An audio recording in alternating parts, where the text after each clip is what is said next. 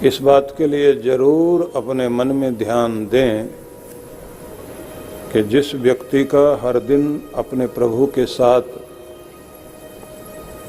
संबंध जुड़ा रहता है और व्यक्ति ये मानता है कि आनंद का सागर परमात्मा, शांति देने वाला परमात्मा, शक्ति देने वाला परमात्मा, आयुष्य बढ़ाने वाली शक्ति भी वही है, तो उससे अपने तेज की, तेजस्विता की प्रार्थना करनी चाहिए कि मेरा तेज बढ़ रहा है, सामर्थ्य शक्ति आ रही है, मेरा सौभाग्य बढ़ रहा है, मेरे अंदर की कर्मठता भी बढ़ रही है, मैं हर दिन बेहतर हो रहा हूँ। यह अफर्मेशन जब आप प्रयोग करते हैं तो आपके अंदर एक बेहतरीन स्थिति, स्वयं को श्रेष्ठ करने का एक रूप आपके जीवन में बढ़ता जाता है। और जब आप अपने आप को इस रूप में देखने लग जाते हैं कि मेरे पास क्या क्या नहीं है और क्या हीनताएं हैं, जब आप उस इन्फीरिटी कॉम्प्लेक्स में आ जाते हैं तो ये ध्यान रख लीजिए कि उससे आप और पीछे जाने लग जाते हैं। थोड़ा है, थोड़े की ज़रूरत है तो आपको मिलता है, और जब आप कहते हैं कि कुछ भी नहीं है, बस आपका साथ चाहिए, तो साथ देने वाला भी 10 बार सोचता है। इसलिए जो भी उपलब्धियां हमारे पास हैं उनमें संतुष्ट भी होना है, उसके लिए आभार भी व्यक्त करना है। शिकायतें करने की आदत कम करनी है, और जिस तरह से सूरज की तरफ मुख करके प्रत्येक पौधा और प्रत्येक पुष्प उधर से ऊर्जा लेते हैं, ऐसे प्रत्येक व्यक्ति को अपने गुरु की ओर गुरुमुख होकर निरंतर प्रेरणा लेनी चाहिए। महात्मा बुद्ध के शिष्यों में एक शिष्य थे जिनका नाम था सारिपुत्र। बहुत ज्ञानी और बहुत ही बड़ा चिंतक व्यक्ति था। बड़े सारे प्रश्न लेकर बुद्ध की शरण में गया था, लेकिन जिस समय उसने कुछ प्रश्न करने चाहे तो बुद्ध ने यह कह दिया, 1 साल तक कोई प्रश्न मत करना, 1 साल के बाद प्रश्न करना। 1 साल तक केवल भीतर से शांत और तृप्त होकर रहो। तो किसी ने उस समय उससे कहा कि जो पूछना है अभी पूछ लो, क्योंकि मैं भी ऐसे सोचता था, फिर मैं पूछ ही नहीं पाया। लेकिन गुरु का आदेश था, शांत होकर बैठा, और जिसका परिणाम यह हुआ कि उसके भीतर गुरु की सन्निधि, गुरु का सानिध्य, गुरु का सामीप्य, उनका ऑरा, उनका आभा मंडल, वह उस व्यक्ति में इस तरह निखर आया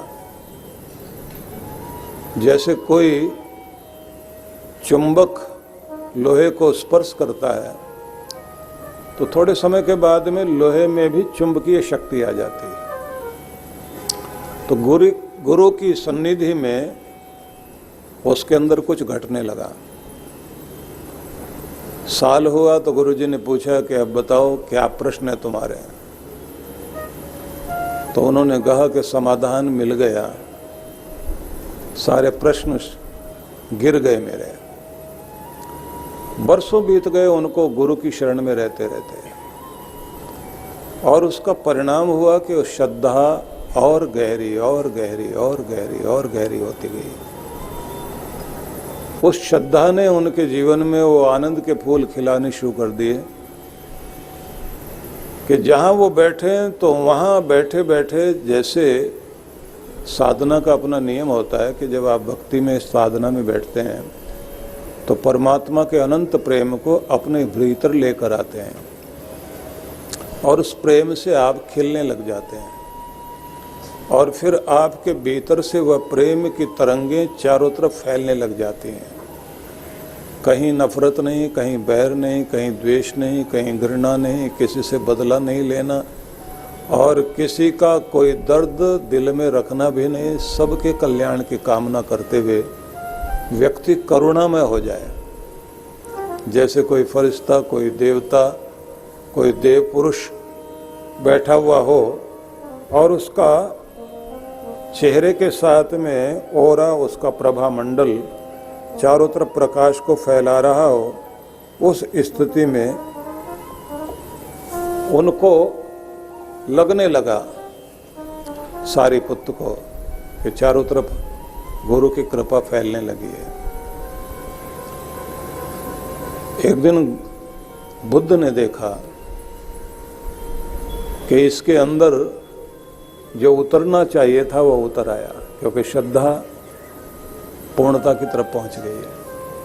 ये याद रखना कि जब आप बहुत अधिक प्रेमपूर्ण हो जाते हैं तो गुरु कृपा उस समय बहुत अच्छे से खिलती है। जिन पति पत्नी में बहुत प्रेम होता है उनके चेहरे मिलने लग जाते हैं, आवाज़ भी एक जैसी हो जाती है, हाव भाव भी वैसे हो जाते हैं। बड़ा विचित्र होता है। भाई बहन लगने लग जाते हैं दोनों के दोनों। ये प्रेम बहुत विचित्र चीज है। पूरा पूरा स्वरूप भीतर आ जाए, बुद्ध की तरह उठना बैठना और बुद्ध के स्वरूप को अपने भीतर उतरता हुआ जब वो आनंद में खिलने लग गया सारिपुत्र, तो गुरु ने कहा कि अब उठो और उठकर यहाँ से दूर जाकर लोगों के बीच में संदेश को कहो। तो वो गया, लोगों के बीच में जाकर ज्ञान गुरु का बताना शुरू किया और बताने लगा कि कुआं है, हर प्यासे के लिए पानी है, मेरा गुरु इस धरती पर है और हम भाग्यशाली हैं कि इस समय अपने गुरु के युग में हम लोग जी रहे हैं और उनका प्रेम हम तक पहुंच रहा है। कि होंगे राजा महाराजा बहुत, लेकिन जो दिलों पर राज कर रहे हैं, जो हृदय पर राज कर रहे हैं, जो आत्मा में राज कर रहे हैं, वो तो हमारे गुरु हैं और हम अपने गुरु की शरण में हैं, गुरु की कृपा से युक्त हैं। जो कुछ उसने बोलना शुरू किया उसके प्रत्येक वाणी में और एक एक शब्द में गुरु की सुगंध आनी शुरू हो गई। लोगों ने देखा कि इस व्यक्ति के बोलने में बहुत शांति मिलती है, प्रेरणा मिलती है, शक्ति मिलती है। तो लोग कहते थे कि तुम तो अद्भुत हो। बोले मैं अद्भुत नहीं हूं, मुझसे होकर मेरा गुरु मेरी वाणी के द्वारा प्रकट हो रहा है, क्योंकि मैं तो एक यंत्र हूं और कृपा तो मेरे सदगुरु की है, वहां से कृपा आ रही। देने वाला कोई और नहीं है, मेरा गुरु है, मेरे सदगुरु के द्वारा ही ये कृपाएं आ रही हैं। लोगों ने देखा कि ये व्यक्ति हर दिन सवेरे उठकर अलग अलग दिशाओं में प्रणाम करता है। पूछना शुरू किया कि महाराज आप किसी दिन पूर्व में प्रणाम करते हो, किसी दिन दक्षिण में प्रणाम करते हो, किसी दिन पश्चिम में, आपका देवता रहता किधर है? उन्होंने कहा मेरा देवता कोई और नहीं, मेरे सदगुरु ही मेरे देवता हैं। वो जिस दिशा में होते हैं, जिस दिन जिस दिशा में होते हैं, उस दिन मैं उसी दिशा में प्रणाम कर लेता हूँ। अपने सदगुरु के कार्यक्रम देखता हूँ कि आज मेरे गुरु को पूर्व दिशा में इस स्थान पर सत्संग के लिए, संदेश देने के लिए, अमृत वचन सुनाने के लिए जाना है, तो प्रणाम कर लेता हूँ। याद रखना, सवेरे उठ करके जो व्यक्ति अपने सदगुरु को स्मरण करके और मानसिक रूप से उनको दंडवत प्रणाम करता है और उनकी कृपा भरी दृष्टि अपने माथे पर महसूस करता है और कृपा भरे हाथ को अपने सिर पर महसूस करता है, उसका सौभाग्य बढ़ने लग जाता है। उसके अंदर की निराशा निकलने लग जाती है। और अपने आप को धन्य अनुभव करता है कि मुझ में कुछ अगर विशेषता आ रही है तो मेरे गुरु का आशीष है, वो प्रेरणा दे रहे हैं, उद्बुद्ध कर रहे हैं। और कभी कभी जब कुछ गलत हो, आलस्य करें, लापरवाही करें, गुरु को याद करना, तो वहाँ कुछ ऐसा महसूस होगा जैसे डांट रहे हैं और कह रहे हैं ऐसे नहीं चलेगा, बहुत लापरवाही हो गई, बहुत समय की बर्बादी हो गई, वचन बोलने में और व्यवहार करने में दोष चल रहा है, गुरु की कृपा के पात्र नहीं बन पाओगे। तो व्यक्ति को डरना चाहिए कि जग रूठ जाए तो रूठ जाए, लेकिन मेरा सद्गुरु नहीं रूठना चाहिए, मुझे कृपा पानी है।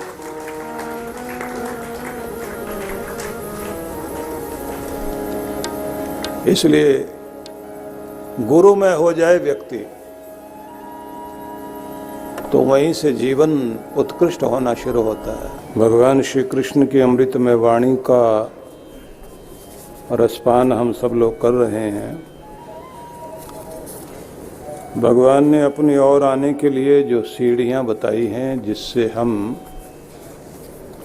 अपने जीवन को और अधिक उत्कृष्ट बनाते हुए उस परम पद को प्राप्त कर सकते हैं, जिसको पाने के लिए ही मनुष्य की देह हमें मिलती है।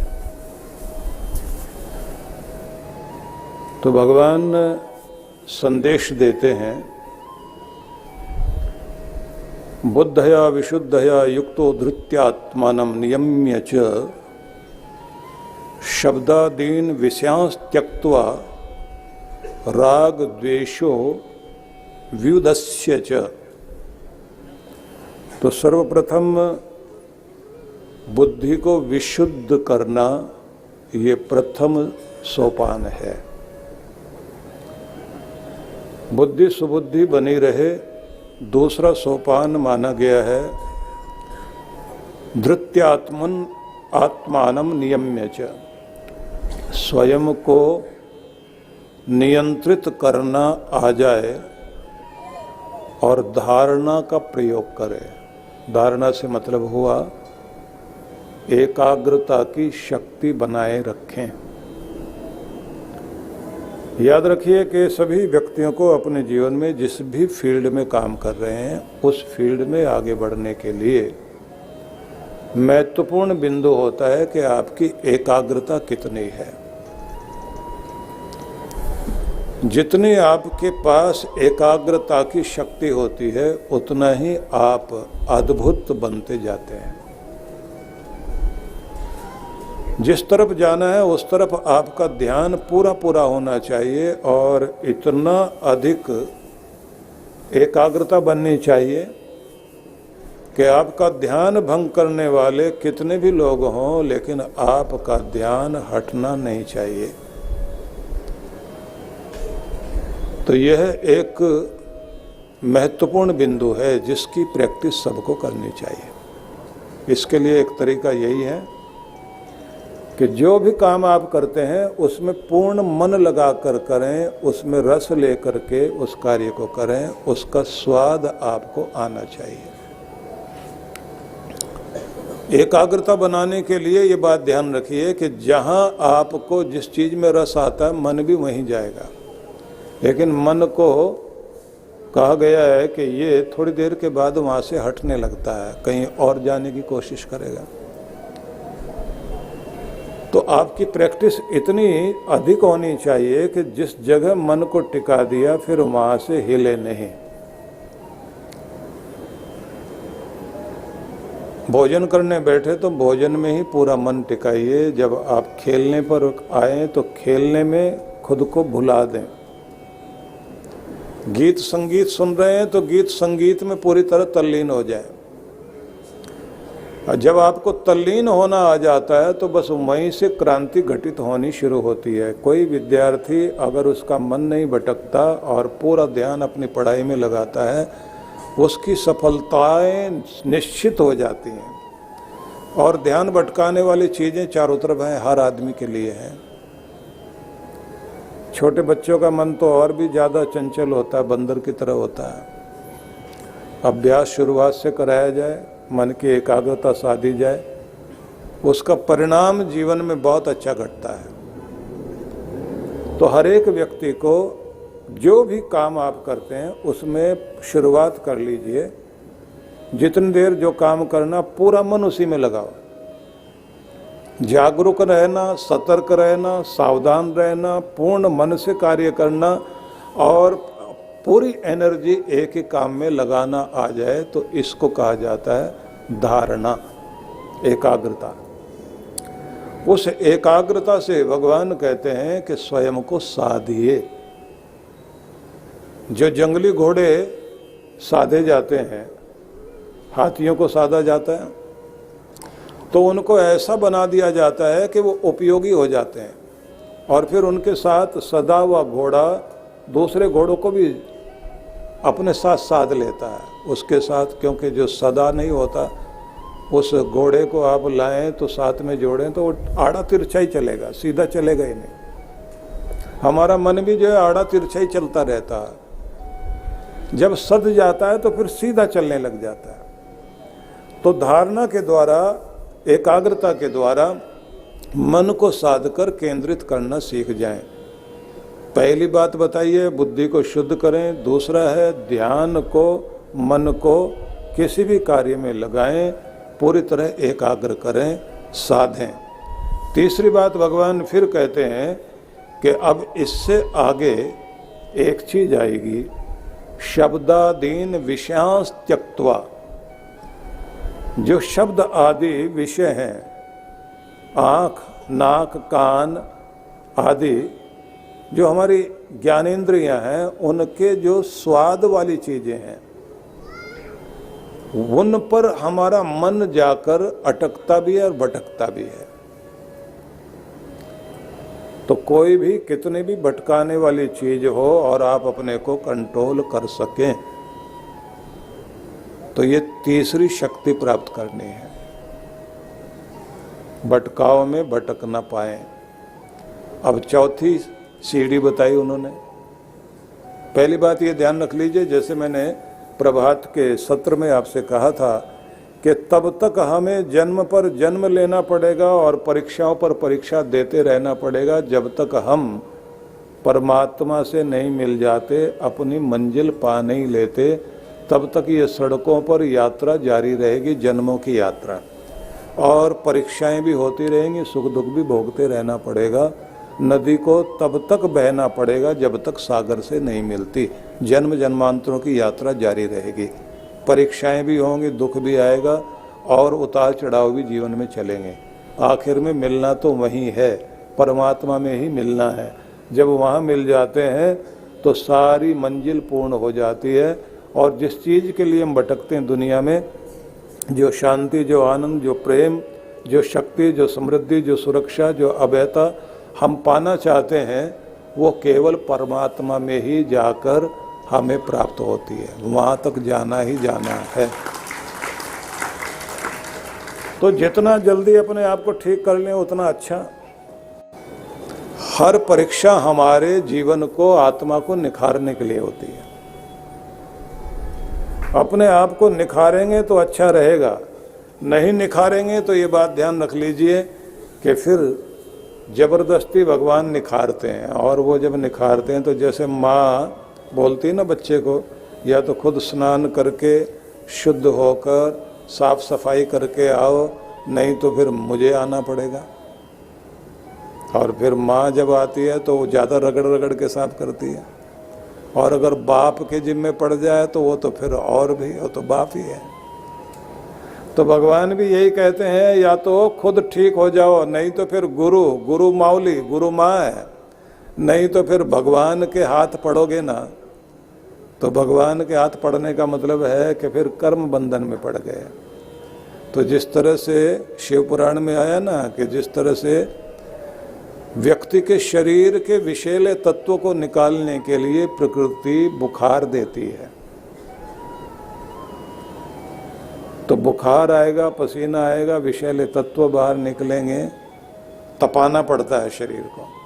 बीमारियां बाहर आती हैं। ऐसे आत्मा पर पड़ी हुई मैल को भगवान फिर तपा तपा करके निकालते हैं। या तो खुद शुद्ध हो जाइए, नहीं तो फिर भगवान के हवाले पड़ोगे और जन्म जन्म तक ये यात्रा ऐसे ही होती रहेगी। ज़्यादा चालाकी करेगा, बेईमानी करेगा, ठगी करेगा, धूर्तता अपनाएगा तो वैसा ही चोला फिर वैसी योनियाँ मिलती चली जाएंगी। कौवे का जीवन, लोमड़ी का जीवन, गिरगिट का शरीर, भेड़िए का शरीर, गीदड़ का शरीर, और जो अपने मुंह से गलत चीज़ें ही गंध को ही निकालता रहा, तो ऐसे को फिर भगवान वैसा शूकर का चोला दे या चमगादड़ का शरीर दे। उल्टा लटकना, जिस मुंह से खाता है उसी से मल त्याग भी करता है, तो बहुत विचित्रता बन जाती है। तो ये सारा प्रोसेस जारी रहेगा।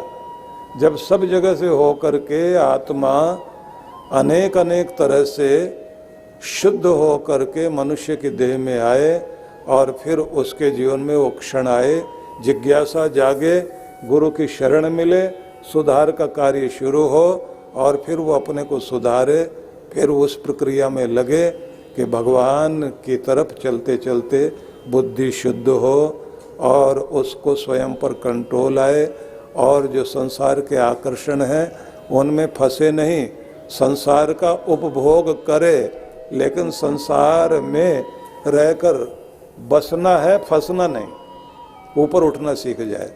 तो आगे फिर भगवान कहते हैं कि ये सीढ़ियाँ हैं जो मैं कह रहा हूँ, इन्हें पार करते जाओ, आखिरी सीढ़ी पर मेरा धाम ही मिलेगा, मैं तुम्हें अपने साम्राज्य में प्रवेश का अधिकार दूंगा। तो वो सीढ़ियाँ सुन लीजिए आप लोग। उन सीढ़ियों को आप ध्यान में रख लीजिए। अगली सीढ़ी बताई गई है राग द्वेषो व्युदस्य च, राग द्वेष का परित्याग। अब ये भी ध्यान देना, कुछ चीज़ें हैं जो राग वाली हैं, चिपकाने वाली हैं, और कुछ चीज़ें हैं जो बैर वाली हैं, वो आपकी ऊर्जा को उल्टी तरफ लेकर जाती हैं। बांधती दोनों ही है, दोस्त भी बांधता है, दुश्मन भी बांधता है। दुश्मन क्या भी याद बहुत आती है, बल्कि दोस्त इतना याद नहीं आता जितना दुश्मन याद आता है, बैर बहुत याद आता है। इन सब का परिहार करना है, इन सब से ऊपर उठना है। उठेंगे कैसे? प्रेम रहे, राग नहीं, मोह नहीं, क्योंकि दुनिया की हर चीज आपको चिपकाती है। आपको इस सब से ऊपर उठना आना चाहिए। अपने बच्चों से, अपने परिवार से बहुत प्यार रखिए, लेकिन मोह नहीं रखो। मोह वो पानी है जो तालाब में सड़ गया है, रुक गया है। प्यार वो है जो नदी के पानी की तरह लगातार प्रवाहित हो रहा है। मोह जो है कुछ करेगा तो बदले में मांगता है। प्यार जो है वो सोचता है जो मेरा प्यार है मैं उसके लिए क्या क्या कर दूं, बदले में कुछ नहीं चाहिए।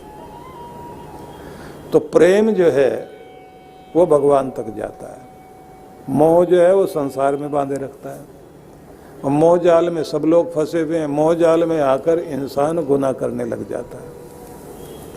मोह जाल में पड़ा हुआ व्यक्ति कैसा होता है? तो गीता का शुरुआत का जो पहले श्लोक है ना, धृतराष्ट्र उवाच से जो शुरुआत होती है, तो वहाँ एक नेत्रहीन व्यक्ति जो आंखों से भी अंधा है लेकिन साथ साथ मोहांध भी है, वो पूछ रहा है कि मेरे और भाई पांडु के बेटों ने युद्ध में क्या किया वो मुझे बताओ संजय। जिस भाई ने अपना राज्य अपने भाई को देकर ये कहा था कि मेरा जीवन समाप्त हो रहा है और मेरे बच्चे छोटे छोटे हैं, ये अभी राज्यपाट संभाल नहीं पाएंगे, भाई मैं तुम्हें अपना राज्य दे रहा हूँ, मेरे बच्चों का पालन पोषण संरक्षण करना, जब ये बड़े हो जाएं तो फिर मेरे युधिष्ठिर को ये राज्यपाठ तुम सौंप देना।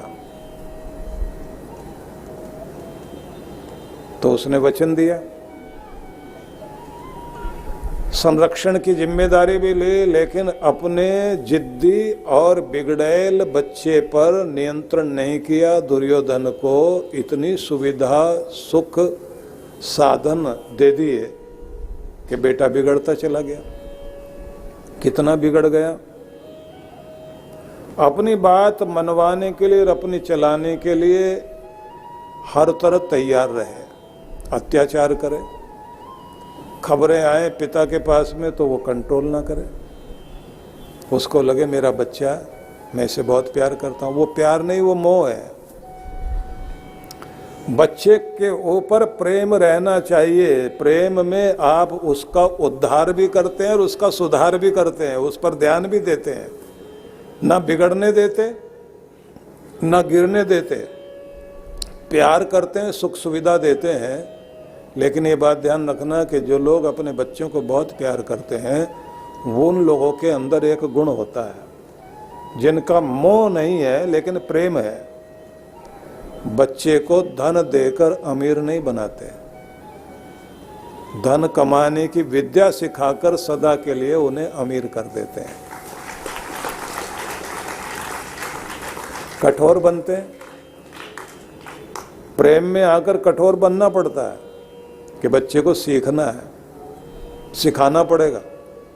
अंदर हाथ सहार दे, बाहर बाहे चोट, जो गुरु के लिए कहा है कि अंदर से तो उसको उभारना प्रेम के कारण करता रहे, लेकिन बाहर उसके खोट निकालने के लिए चोट भी मारनी पड़े तो चोट मारे, लेकिन उसे सुधारे, उसे निखारे।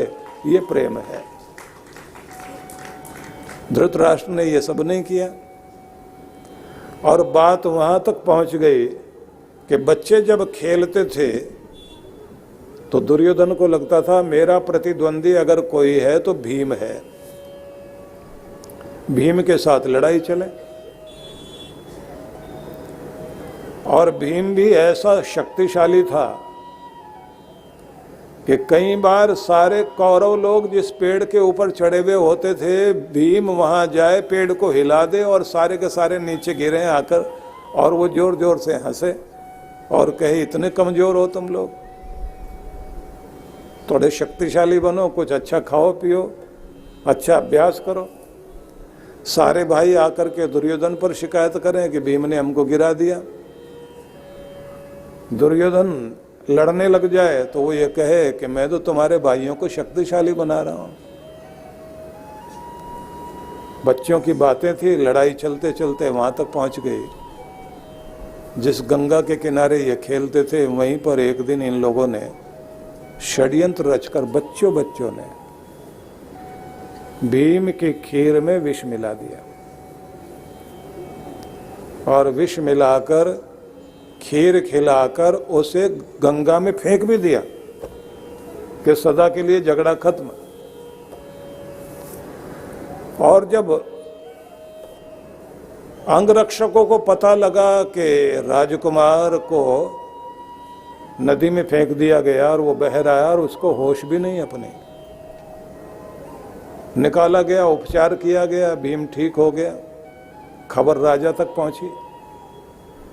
अब राजा को सावधानी तो हो गई, भीष्म के पास खबर पहुंच गई। उन्होंने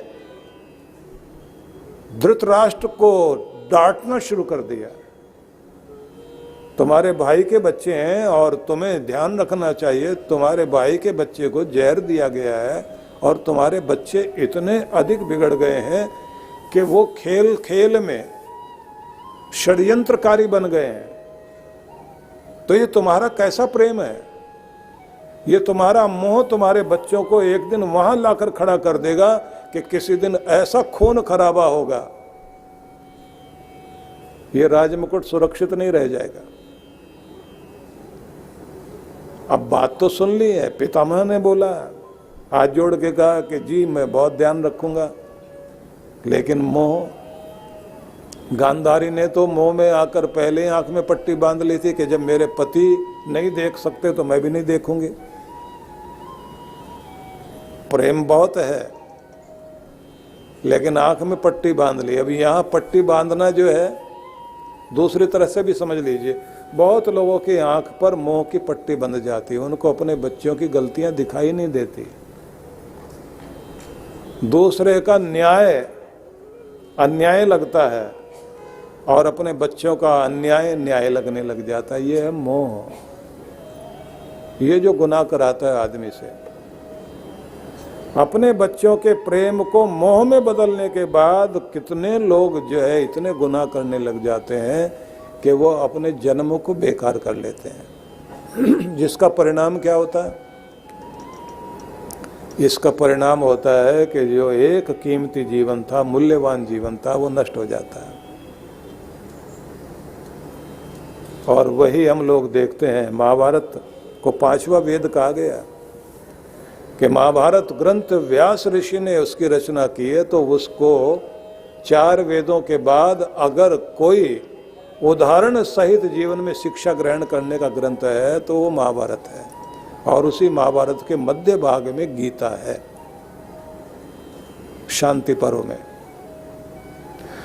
तो बताया ये गया है कि तुम्हारा उद्धार होगा जब तुम अपने प्रेम को प्रेम बनाओ, लेकिन उसको मोह नहीं बनने दो।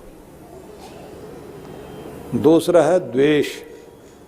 ईर्ष्या तो जागती है आदमी के अंदर, लेकिन उसको ऐसा मत बना दो कि वो बदले की भावना बन जाए। कितने लोग ईर्ष्या में जलते जलते कितना कुछ तबाह कर लेते हैं अपना जीवन। ईर्ष्या में अच्छा नहीं लगता कुछ भी। जिनके प्रति बैर होता है ना, वो सामने से होकर गुजर जाएं तो उनका चेहरा देखते ही, उनके हाव भाव देखते ही आग लग जाती है आदमी को। याद रखिए कि आग जो आदमी को जलाती है उसके फपोले तो चमड़ी पर पड़े हुए दिखाई देते हैं, लेकिन ईर्ष्या जो जलाती है उसके फपोले सीधे दिल पर पड़ते हैं और वो दिखाई नहीं देते, लेकिन होते हैं। और मजे की बात यह है, चमड़ी पर पड़े हुए किसी भी फपोले के लिए, आग से जले हुए फपोले के लिए कोई न कोई लेप है, बरनौल है। दिल पर पड़े हुए ईर्ष्या में जलने के कारण पड़े हुए फपोलों के लिए कोई बरनौल नहीं है। किसी मार्केट में कहीं नहीं मिलती कि अंदर से आदमी जल रहा है तो ये वाली दवाई, ये उपचार प्रयोग कर लें, शांति आ जाएगी। ऐसे कहीं कोई दवाई नहीं है। और कमाल की बात ये, बाहर से मुस्कुराहट, अंदर से जलन। और लोगों को मजा भी आता है जलाने के लिए। जो जलन करते हैं, जिनके अंदर ज़्यादा जलन होती है, वो ऐसे समारोह में और पार्टी में जरूर बुलाते हैं कि जलने वाला भी 1-2 आना चाहिए। कोई कोई तो अपना मकान बनाते हैं तो निमंत्रण सबको देकर आते हैं, उसके बाद जिसको ज़्यादा ईर्ष्या होती है उसको भी बुलाते हैं, आप भी पधारना, आपका तो हमारे साथ बहुत प्रेम है, आप आइए। और जब वो आता है, आते ही वो भी गुलदस्ता लेकर आता है, टेढ़ी टेढ़ी नज़र से सब देखता है। देखने के बाद बोलता हार्दिक प्रसन्नता हुई है, दिखाई देता है हार्दिक जलन हुई है। और ऊपर से बोलता हार्दिक बधाई, अंदर से दिखाई देती है हार्दिक जलन। और ये कितनी विचित्र बात है। एक सज्जन हमको मिले, उन्होंने नया नया मकान बनाया था, बोले आपके चरण पड़ने चाहिए, लेकर गए। अब मकान में गए तो उन्होंने दिखाना शुरू किया, ये इटालियन पत्थर है, ये पता नहीं कौन कौन सा, ये कोरियन है, ये वहाँ का पत्थर, ये वहाँ का, ये ऐसे लगाया, ये वैसे लगाया, ये जो झाड़ लगाया ऊपर ये वहाँ से लाया हूँ, ये फानूस वहाँ से लाया, क्या क्या चीज़ें वो बताए, ये कमरा ऐसे, वो बाथरूम तक दिखाए ले जाके। एक बार नज़र तो डालिए आप, क्या क्या लगाया हमने, कितने प्यार से बनाया। और हम लोग भी तारीफ करते रहने, बहुत अच्छा बहुत अच्छा बहुत अच्छा। एक एक चीज़ दिखाए वो। 1000 गज में मैंने जो है ये एक पूरा प्लॉट संभाल के रखा हुआ था, और मन में आया था कि कॉलोनी में किसी के पास भी ऐसा नहीं होना चाहिए जैसा मेरे पास है। और मैंने जो आर्किटेक्ट लिया है, ये आर्किटेक्ट वो है जिसका संबंध जो है ना सिंगापुर वाले आर्किटेक्ट से है, वहाँ वाला डिजाइन लिया है मैंने। और जो बाहर बागवानी की है वो भी इस शहर के किसी भी हॉर्टिकल्चर वाले को नहीं बुलाया, स्पेशल बुलाया मैंने, स्पेशल बेंगलोर से। और एक एक चीज़ वो दिखाता जाए, बताता जाए, ये चीज़ यहाँ से आई, ये यहाँ से आई। हम भी बोलते रहे भाई बहुत अच्छा, बहुत अच्छा, बहुत कृपा आपके ऊपर। और बहुत जी खुश हो गया गुरुजी, आपने देख लिया और आपने सराहा भी है। हम भी उसकी खुशी में खुश थे भाई, बहुत अच्छी बात है। 2 साल के बाद में उस शहर में फिर कार्यक्रम हुआ, वो फिर आया तो सही मिलने के लिए, लेकिन मुंह लटका हुआ। उसकी पत्नी बोली इस बार आपने जरूर घर में आना है क्योंकि इनका इलाज करना जरूरी है, इनकी सारी खुशी जाती रही। तो हमने सोचा इनको थोड़ा मूड ठीक करें तो मकान की तारीफ करें तो ज़्यादा अच्छा होगा। कुछ लोग होते हैं ना, उनसे जब आप जहाँ उनका मन अटका होता है उसकी तारीफ करो तो उससे बड़ा फर्क पड़ता है उनको। वो सज्जन ऐसे थे उन दिनों, इतने ज़्यादा मकान के चक्कर में थे, कहीं भी जाते थे किसी का गेट पसंद आ जाए उनको, किसी की रेलिंग पसंद आ जाए, किसी का जो है ऊपर का गुंबद पसंद आ जाए, ऐसे वाला लगाना, ऐसे वाला बनाना। हम सत्संग कर रहे थे तो हमने प्रवचन में बोला कि 36,000 बार सृष्टि बने और बिगड़े, इतने समय तक कोई मुक्त आत्मा मोक्ष में आनंद परमात्मा का भोगती है। तो किसी भी व्यक्ति को अपनी साधना को इतनी ऊंचाई तक ले जाना चाहिए, इसी जन्म में उसका मोक्ष हो जाए या फिर परम गति हो जाए, मुक्ति मिल जाए। वो आदमी सुन के बहुत खुश हुआ, बोले वो मोक्ष की बात बहुत अच्छी लगी, लेकिन एक बात बताओ वहाँ मकान वकान भी होते हैं क्या? उसको हर चीज़ में अपना मकान दिखाई देता था। तो हमने सोचा कि ये उदास है, चेहरा लटका हुआ, तो इसके सामने थोड़े मकान की बात करते हैं। हमने उनसे चर्चा करनी शुरू की, ये जो पत्थर आपने इटालियन लगाया ये बहुत अच्छा लगाया, कम लोगों के पास में इस तरह का होता, आपका चुनाव बहुत अच्छा है। बोले पत्थर की बात मत करना। मैंने कहा कुछ दिक्कत है? मैं जिसकी भी तारीफ करूं वो कहा नहीं नहीं ये तारीफ नहीं करी आप। मैंने कहा कुछ दर्द है इसको। मैंने कहा इतना बढ़िया मकान आपने बनाया है, बहुत अच्छा है, इसका तो फोटो लेना चाहिए। बोले नहीं मकान की बात मत करिए। मैंने कहा हुआ क्या है? वो लेके गया, बोले बराबर में देखिए आप, बराबर में 2000 गज के प्लॉट में किसी ने उससे भी बढ़िया मकान बना दिया। और वो उसकी तरफ देखकर बोला अब तक तो अपने मकान में बहुत मज़ा आता था, लोग हमारी तारीफ करते थे, अभी ये जो मकान बना हुआ है ना ये ज़मीन पे नहीं बना हुआ, हमारी छाती पे बनाया है इसने, यहीं ला के यहीं ला के खड़ा करा है इसने। पता नहीं कौन से जन्म की दुश्मनी थी, यहीं ला के खड़ा कर दिया। रिश्तेदार भी आते हैं, हमारा मकान देखते हैं, उसके बाद फ़ोटो बराबर वाले का खींचता है और फ़ोटो खींच के कहते हैं आपका तो बहुत अच्छा है लेकिन आप थोड़ा जल्दबाजी कर गए, थोड़ा देर से बनाते हैं ना। इसका आर्किटेक्ट देखो कहाँ का है, ये पत्थर वत्थर भी जो लगाया कहाँ से लेके आया, डिजाइन कमाल का। बोले जब भी कोई ऐसी बात करता है तो मेरा तो मन करता है इसको खाना भी ना पूछो, पानी भी ना पूछो, यहीं से विदा कर दो इसको।